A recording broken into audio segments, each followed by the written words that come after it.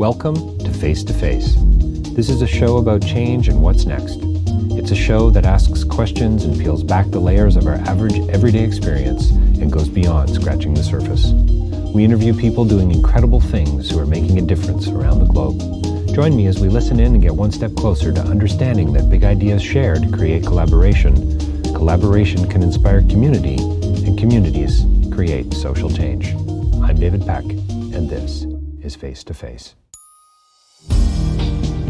So my next interview is with Michelle Rempel-Garner and Chloe Sosa Sims, the director of a new movie called Hunting in Packs. It's premiering at Hot Docs. You're going to want to catch this film. As per usual, that's how I roll here on Face to Face. Most of the films that I interview about, I really do want my audience, my listeners to see and to hear. This is a film. It's called Hunting in Packs. We had a great conversation about a lot of things. And yes, Michelle's a politician, and she wants to, move forward, whatever that means politically. But more importantly, what I took away from this conversation with respect to not only the film Hunting in Packs is that there's something about authenticity that matters, one-on-one and within communities as well. We talk about how politics should be about the conversation, how it should be about rising above and taking things to the next level. Michelle talked a great deal about how she wants to represent her community and wants to represent it wisely and well. We talked about checking your belief systems and being idealistic. We talked about how diving into deep issues, there are subtleties and there are nuances that we need to be able to listen for and be open to potentially having the conversation go in a new direction. We talked about the humanity in politics and about personal and corporate and global kind of change. Talk about towing the party line and what does that mean, and what does it mean truly to be motivated by your community, to step into it, to kind of be born with your sleeves rolled up, and maybe not born with them rolled up, but make that conscious decision at some point to roll them up, to step in and to try to change the world in a specific way. So I had a great time during this conversation. And once again, it was one of those that I wish could have gone on longer, but was so grateful to have both Chloe Sosa Sims and Michelle Rempel-Garner here with me on Face to Face today. Don't forget davidpecklive.com for more information about my writing and my speaking. You can hire me there and find some video. Also, facetofacelive.ca. Lots of interviews there to choose from. Plenty more coming up with Hot Docs. A few coming up around the corner with the Toronto International Film Festival. I know it sounds like it's a long way away, but believe me, it isn't. We've got lots to publish still, so please check us out often and subscribe wherever you listen to podcasts. And more importantly, can I ask you to leave a review? A simple, assuming you like the show, we would love a review, a thumbs up, subscribe where you listen, and leave us a review. It would mean the world to me. But don't touch that dial right now. We've got Michelle Rempel-Garner and director Chloe Sosa Sims coming up to talk about their new film, Hunting in Packs. Well, welcome to Face to Face. We are joined by two very special guests here with us today to talk, I think, about a whole lot of things. We have Michelle Rempel-Garner here and Chloe Sosa Sims to talk about politics and relationships and community, but about a new Hot Docs film, Hunting in Packs. Thank you to you both for joining me today on Face to Face. Thank you for having us. Yeah. So let's dive right in. Chloe, first of all, I want to say congratulations. Real quick, people can see this film at Hot Docs. It's coming up very soon. Where will we ultimately be able to see it as well? Just a documentary channel, is that right? Can we give a quick shout out to our listeners? So it's going to be at Hot Docs, obviously. Yeah. So there'll be two screenings. There'll be one on Monday, May 2nd at 9 p.m. and Thursday, May 5th at 12:30 p.m. You can also watch it online during Hot Docs. Fantastic. Which is very exciting. And then it is going to be on Super Channel in Canada because they came on board soon after we finished the film. And then we're talking to a lot of other distributors and broadcasters. So fantastic. It'll be available in a lot of different countries and platforms. Yeah, that's amazing. I really, congratulations again I hope everyone sees it. I love the film. Michelle, I'm interested to know if you loved it as well. It's hard to watch yourself. I mean, I'm used to political interviews, and I'm used to that milieu of communication. So this was something very different for me. But I'll probably cringe in my seat when I'm watching it, just not out of like content or anything. It's hard to watch yourself, right? It's true. But again, credit to Chloe and her team for the work that they've done on this film. Yeah, no, it's great. Well, I just want to say I so appreciate your sense of comedic timing. And also your authenticity in front of the camera and your willingness to step in and to peel back some of those layers and let Canadians and viewers around the world see that part of you. I think that's super important about to quote you, a shitty political establishment. Yeah, it'll be interesting to watch this because a lot of the filming took place several years ago now, right. And so much has happened in my life during that time period, and even for me having this interview today with you versus where I was as a person when Chloe started the film, I feel so much different. Okay. I feel like a different person, and even just politically who I am as a person now, I think has changed dramatically over those several years. So I do think it's an important work, and it was a privilege to work with Chloe and her team on it. Yeah, that's awesome. Chloe, did you make this film because you really wanted to be a politician one day? Is that really why you made this film? That's funny that you asked that, because I think on some level, there's a part of me that's always fantasized about what it would be like to be a politician. I don't think I'm necessarily well suited to it, but I think I've always sort of secretly fantasized about it in a way. And, on some level, I think I am just like in awe and inspired by politicians, especially these women and female politicians in general, because it does take a lot of courage and bravery to take on a career like that. And I'm just, I'm inspired by the idea of like your belief in yourself to change systems and laws. I think that's incredible to find that confidence in that voice. And I think it's like a very human job in a way, even though it's very, very much seen as non-human, which I find interesting as well. I see similarities between filmmaking, especially doc filmmaking and politics. For me and for podcasters, I suppose, it's about the conversation, isn't it? Or is it about more than that? I mean, that change, and this question's for both of you for sure, but Michelle, I'd love to hear your thoughts on, oh, wow, there's so many questions here. That cynicism versus, ego to say, I can change this, and then finding out how difficult and challenging it is, and just wanting to aspire to that. I mean, I feel that as a podcaster, and I think after a 45-minute interview, did anything happen there? Like, will somebody take something away from that? You know what I mean? So I'm just wondering about that tension that you must hold every single day. I think that's a really interesting observation, that it's about the conversation. I think it should be about the conversation. Right. Public policy development should be about people talking to each other, particularly in Canada, a diverse pluralism, regionally diverse, culturally diverse. We're in a democracy. It should be about trying to understand each other's perspectives and then come up with policy that makes sense for everyone. I think in reality, though, that's not how it works today. That's not where things gravitate to naturally. I think that it's much easier to gravitate towards like clicks and likes on a Facebook page, or really rigid silos in beliefs. And I think where the personal cost comes in is when you try to, as a politician, pull it back towards conversation. and understanding that there are going to be people who absolutely hate you for your position because you're breaking out of a silo.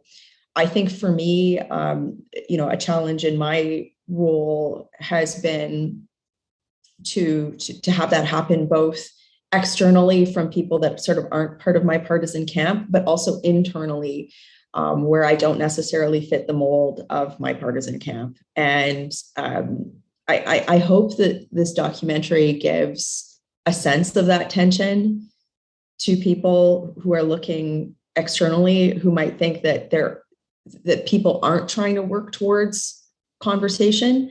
But I think, from my experience across political stripe, there are good people in politics of all different blends that are trying to bring that aspect to public policy making. So I hope that the documentary gives some light on that, and I also hope that it sheds some light on what it is like to be a woman in politics. I've usually shied away from that aspect, right? But I think it is important.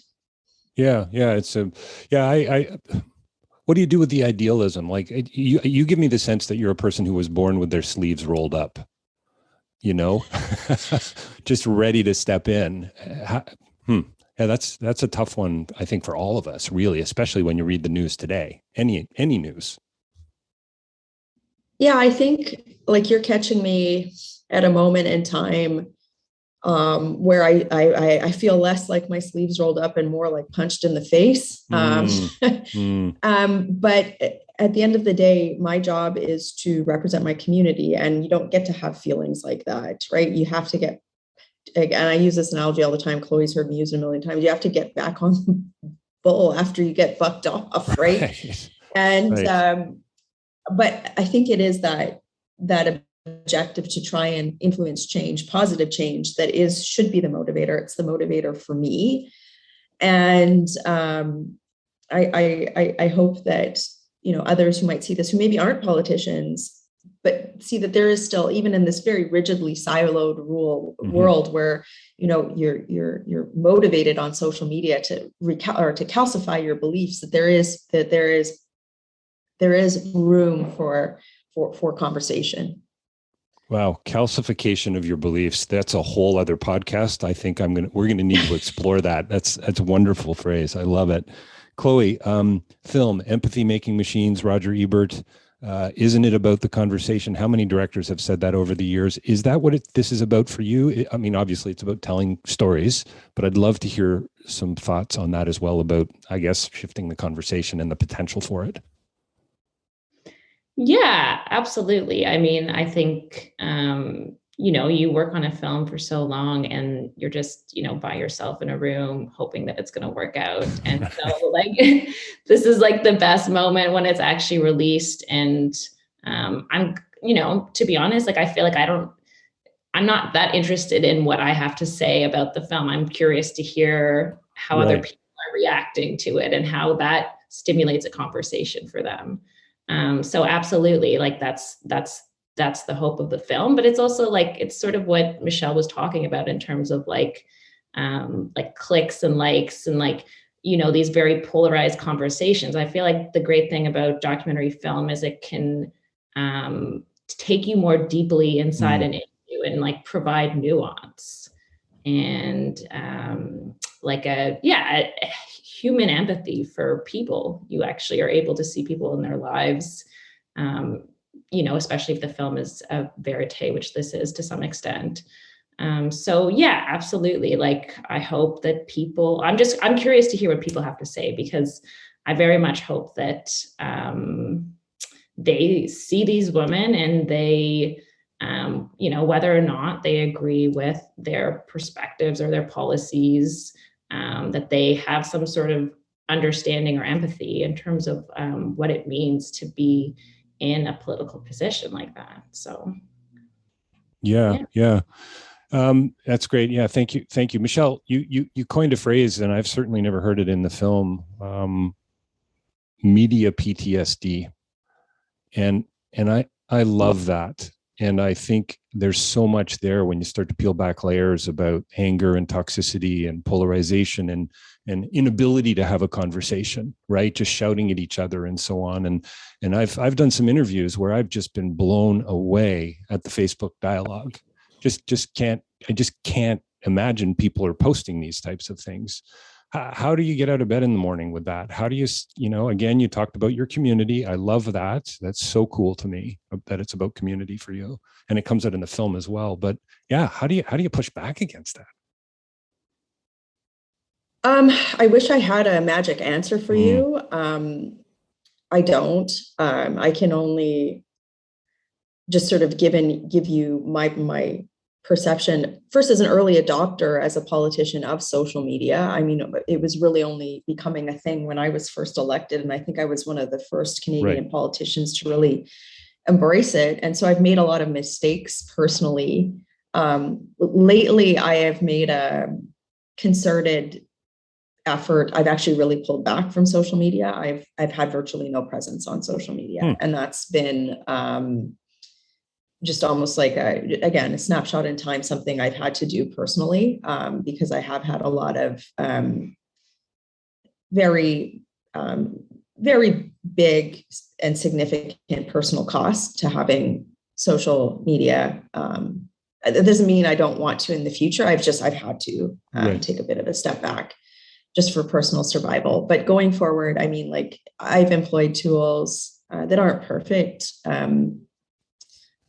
to try and manage some of that. But I feel very awkward having this conversation with you, because it's sort of like an admission of, oh, well, I can hear people going, well, you can't hack it. If you can't hack it, get out of the game sort of thing. Right. And I don't want to give the sense that I'm silenced, but I do think that we are going to, as a country, have a longer conversation about social media algorithms and whether or not they, like, for me, I've been really trying to look at my analytics on my Facebook page, on my Twitter, on my Instagram, and say, who's watching my content? And am I skewing towards one audience that's making me more rigid in my beliefs? And so because of that, I've also pulled back to try and diversify some of my audience as well too. But I think that, again, another topic for a podcast, I think this is something people are going to be studying for a long time into the future, how this has impacted politics, social interactions largely. But it's not, it's something that I do believe politicians have to be mindful of if they're going to be honest with their ultimate job, which is holding the government to account and voicing the concerns of their community. Yeah, I think it's super wise. I think there's tons of insight there, and I think you're probably right about studying it for years. It's so early, right? It's way too soon to tell what the real impact of this new digital tool really is going to be. I see it in my kids' lives and my own. Some of the toxicity in my own world during COVID, kind of that anti-pro-vaccine stuff going on, even amongst family members, is just, wow, what happened? How did we all get off this universal bus? Like, so it's really, really quite astounding to me. Chloe, on that same note, and maybe on a more sort of comedic side of a multi-layered coin, were there any moments where the camera was on and you said, "Ooh, that's gold, but we're not going to be able to use that"? Good question. You know what?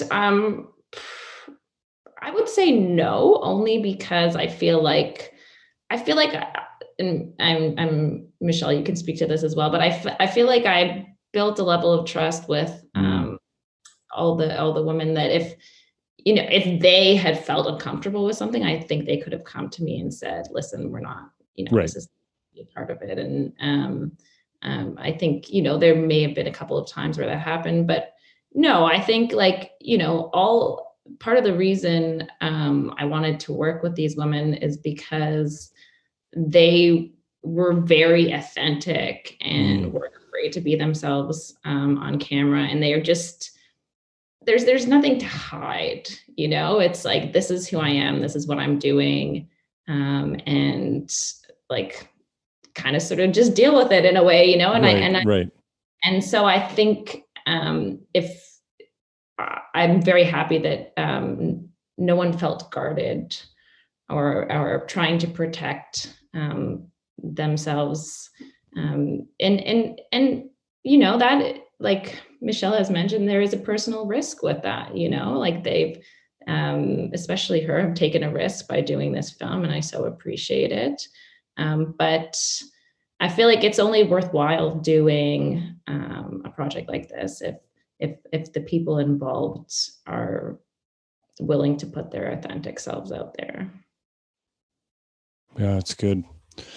Michelle, are the reasons that you got into politics the same as they are for why you're staying today? Does that question even make sense? I think what I really it totally does. Yeah.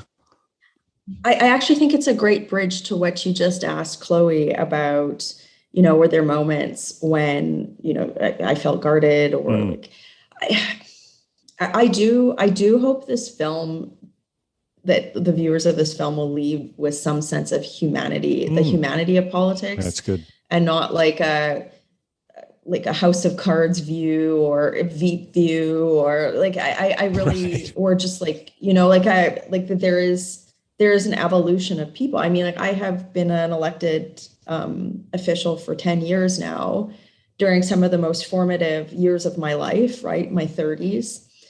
And I have changed a lot as a person during that time period, but my mandate has never changed, right? I still see my mandate as standing up for my community, but my community has also changed in a decade a lot. And so like so to answer your question, am I in it for the same reason? My mandate is still the same, right? It's still to affect change, positive change for my community, to hold the government to account. But who my community is and who I am through all of those experiences has changed. Even the time that Chloe followed in the film, it feels so long ago. It feels like a different life. And I think I constantly have to reevaluate, am I doing a good job? Am I meeting my mandate? Certainly my community does that at an election every 4 years, but I try to affect change for them. And then at the end of the day, they're the arbiters of that decision. But I do think it's important for the public to see that they have an impact on public policy, and that they get the politicians and the government that they ask for. And that politicians also have an obligation to work with the public to make sure that we are coming up with good public policy and not just looking for personal aggrandizement during that transaction.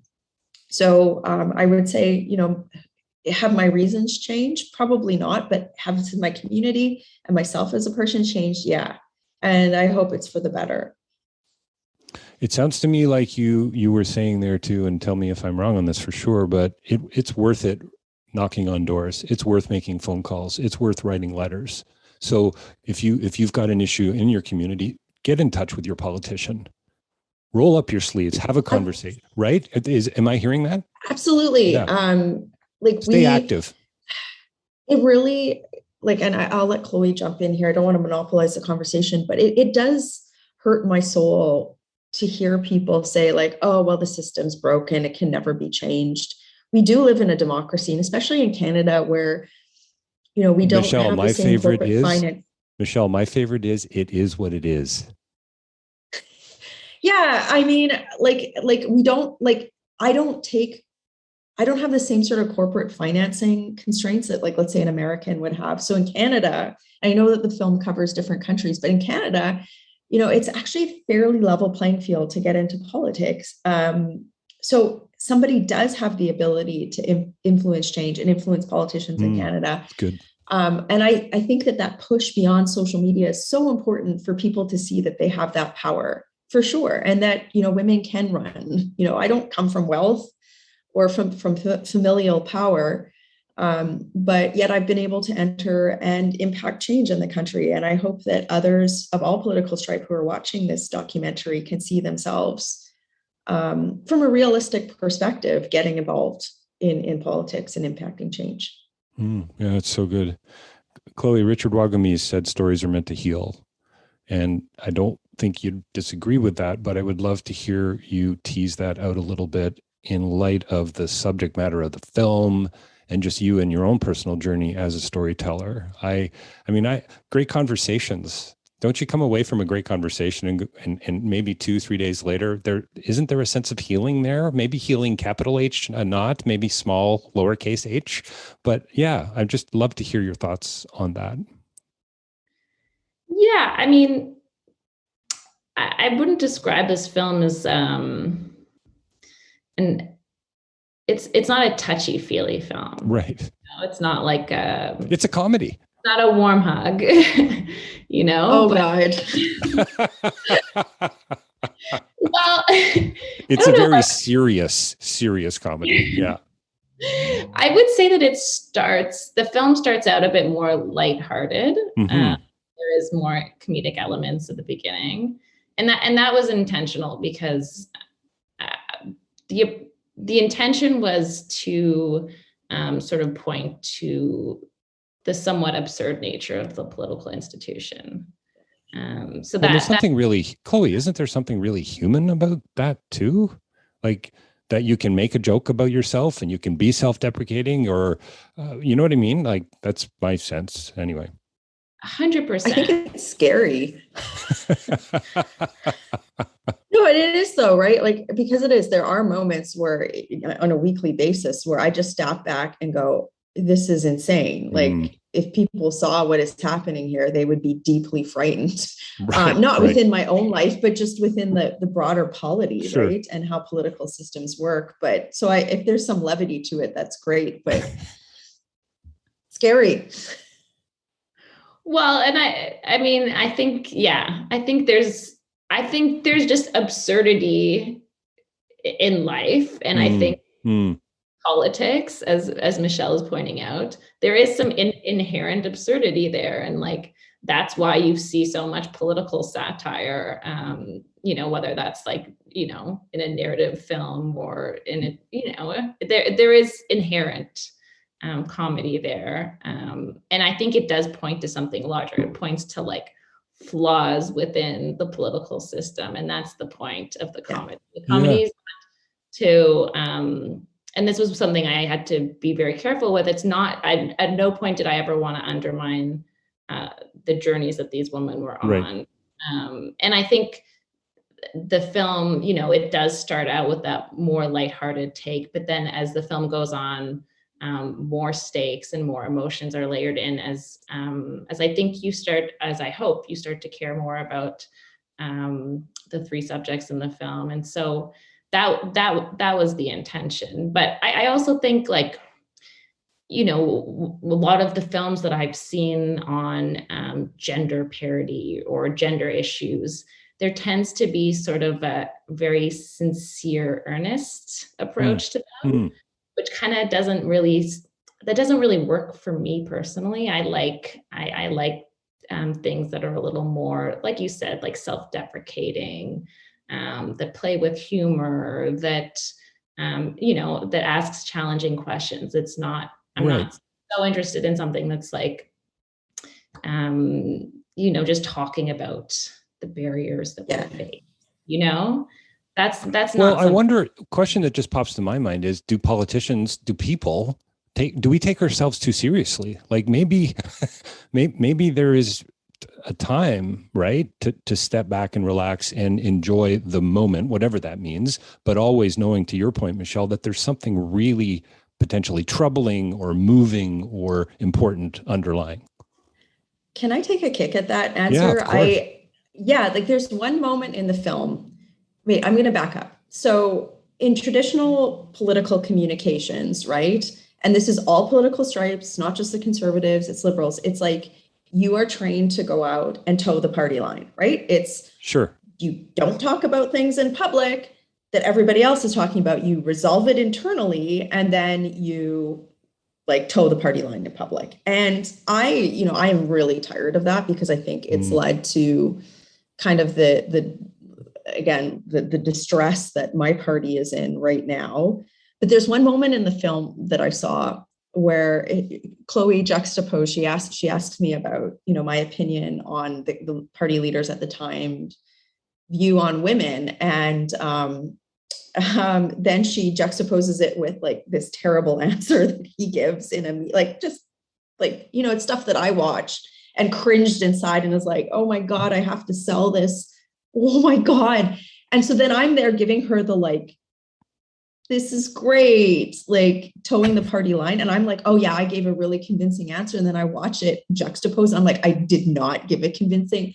And so in that moment, there is this, I can see myself not taking myself seriously because it's like, I can't have a poker face in this moment. I can't. Right. And I think that does come through and in this film. And it does, I think she does, I think Chloe does show, she talks about the flaws in the system, that lack of authenticity, that towing the party line at all costs, it actually takes away from, quote, the conversation that we were talking about in the front end. And I think that the humor of that moment, I'm sure I'm going to have colleagues that are like, oh, why did you do this? And I'm like, you know what? Because we should be talking about the fact that this potentially cost us an election, right? And it certainly was a wake-up call for me, and it has emboldened me to be perhaps more honest and more blunt in how I've comported myself over the last few years. Michelle, maybe we need to get you a T-shirt made up that says something to the effect of "It's Chloe's fault." It's Chloe's fault. Yeah, it was her. She's evil. Yeah. The evil mainstream media made me do it. That's right. That's right. I feel a new campaign slogan coming on here. Yeah. Your comment about authenticity and lack of it and so on. I mean, isn't that what leads to House of Cards, shows like House of Cards, and that satire, Chloe, that you were talking about, and Veep, that deep, deep cynicism that we all believe this is just the way it is, never going to change, got to put up with it. Oh, it's time for a change. That's how I'm going to vote. And that's what breaks sort of my heart, is that deep cynicism that I seem to see when folks just sort of throw up their hands and don't write the letter. Or don't campaign, or don't get behind a local food drive, or whatever the case it is, because they just don't think they can make a difference. And I don't know that there's a question here, but I do find it ultimately really, really heartbreaking from a, I guess you could say, from a social activist or an advocacy like perspective, right? Because I'm all about wanting to move the conversation a little bit forward through questioning and hopefully a little bit of comedy and building some relationship in 40 minutes on a Zoom call. I mean, how deep can we really go? But we're going to try, and I'm going to hope that somebody's going to listen, and someone's going to see your film, and someone's going to be encouraged by you, Michelle, and say, you know what, I am going to get into politics because I too can change the world. Do either of you think you can change the world still, or have you ever lost that, or do you not even think that's a possibility? Go for it, Chloe. Yeah, I mean, you know what? I don't have that cynicism anymore. I think, especially that's after super cool, because I've met Michelle, I've met Jess, I've met Pramila, and I've also met other politicians that I have who I'm friendly with, who I genuinely believe have they're motivated by their community, and they're motivated by those intentions to serve the people that they've been elected to represent. So, and I also have been really encouraged by the way in which they are actually very close knit with their community. I was shocked when I went to the UK, and Jess Phillips had this little Birmingham office, and there was just people coming in, walking in freely, and like the relationship she had built with them. And I've also seen that with Michelle when you go to Calgary Stampede, and she knows, she goes to these events and she knows everyone, and it's, there's a, I don't have that relationship to my MP, but maybe I could. Although I would say that not every MP is like that. Not every MP has that deep-seated connection with their community where you can actually call them up or build a relationship with them. So that is unique to certain people. But what I'm trying to say is that is possible, and that that cynicism for me is not there as much as it was previous to making this film, because I do believe that there are individuals who want to serve and who you could build a connection with. You could build, if there's objectives you have as a person, you can get involved.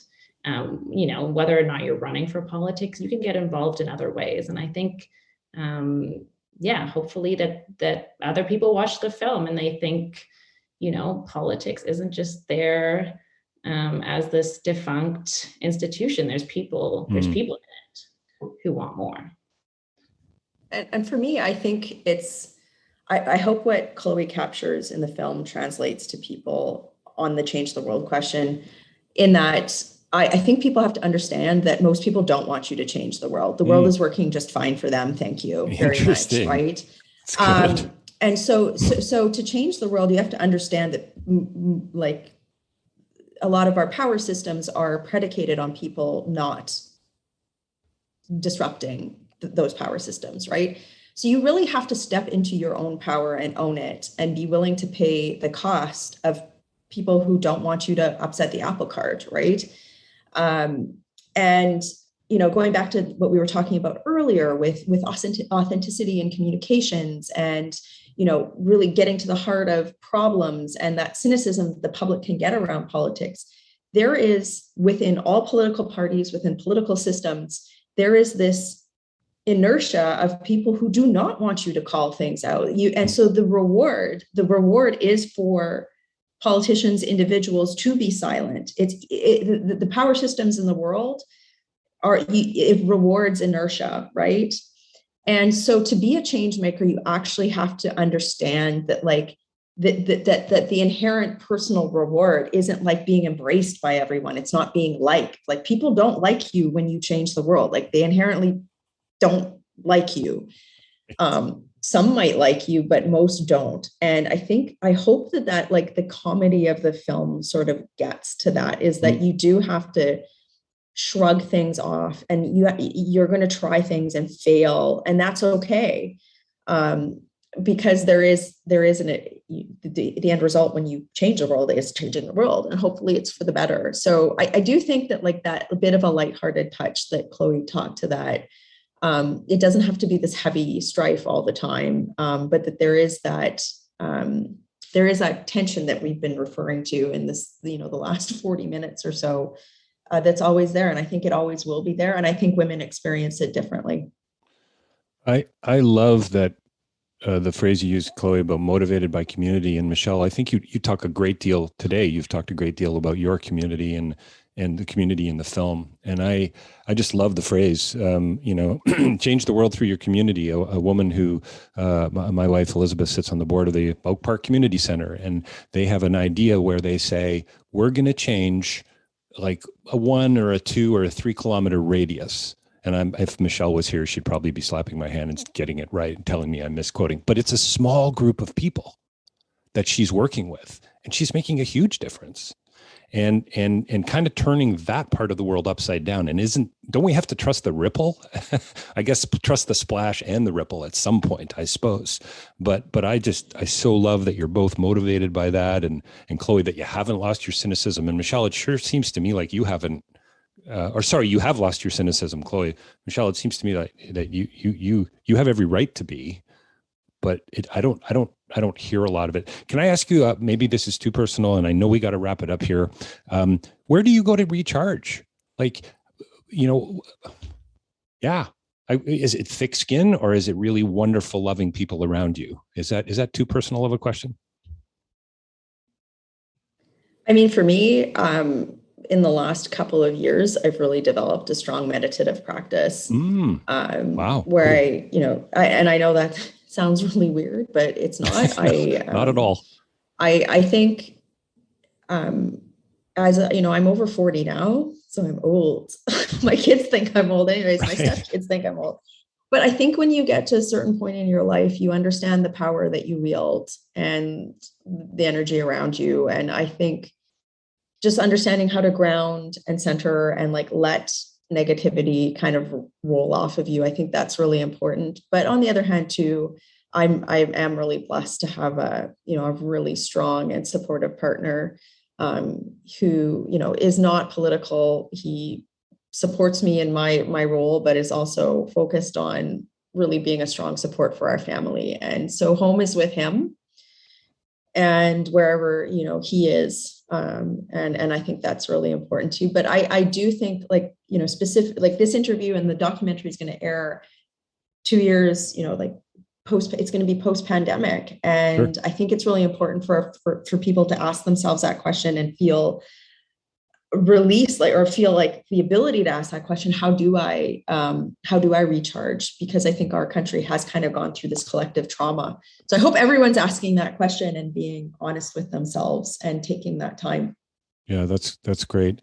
Chloe, you looking forward to the Q&As? If we come full circle to, I think, your first comment, it sounds like you're kind of pumped to hear how the audiences are going to receive the film, and you're probably no stranger to Q&As. Are you ready for some of the tougher questions? Yeah, I mean, I don't even know what those questions will be. Right. I want to hear what other people think about the film. That's good. I didn't make the film to hear myself talk. I made the film as a conversation piece. I want to hear what other people think. So yeah, I mean, bring on the questions. Let's have a conversation, and I just can't wait to hear what people think, because you're one of the few people who've seen the film. So that's cool. Yeah, even just having this conversation with you is interesting to hear what insights you've gotten and what you've taken away from this is great. And it's great. Well, based on my notes, we've barely scratched the surface, just so you know. So I tried to squeeze a 2-hour interview out of Winnie, but she would have none of it. So just wanted you to know that. What a pleasure having you both on the show today. Your generosity of giving me your time face to face. I know our audience, our listeners are going to appreciate it. Chloe, thank you for the film, and congrats again. Michelle, thank you so much. And I wish you well in the future. And I hope you continue to turn those stones over and push back against the status quo. It's been wonderful getting to know you both a little bit here together today on Face to Face. Well, there you have it. My interview with Michelle Rempel-Garner and Chloe Sosa Sims talking about their new film, Hunting in Packs. It's premiering at Hot Docs. That's hotdocs.ca. Here in Toronto, a hybrid model. People are actually going to be coming to theaters. How cool and fun is that as we move into more festivals, hopefully in 2022. But stay tuned on Face to Face. It was a thrill to have both of these guests here with me today. But do check out davidpecklive.com, face-to-face-live.ca. They both get you to the same place. You can find out more about what I do as a writer and a speaker, but also more importantly, a whole library of almost 600 interviews to choose from. And do subscribe to Face-to-Face wherever you listen to podcasts. And more importantly, please leave us a review. We would so appreciate that. It's really a simple thing, but it makes a great deal of difference from a social media perspective. You can sign up for the newsletter. You can share it with family and friends. It's been a pleasure once again here having another conversation that mattered with Michelle Rempel-Garner, Chloe Sosa Sims, talking about their new film, Hunting in Packs, and we will see you again very soon. Thanks for listening to Face to Face.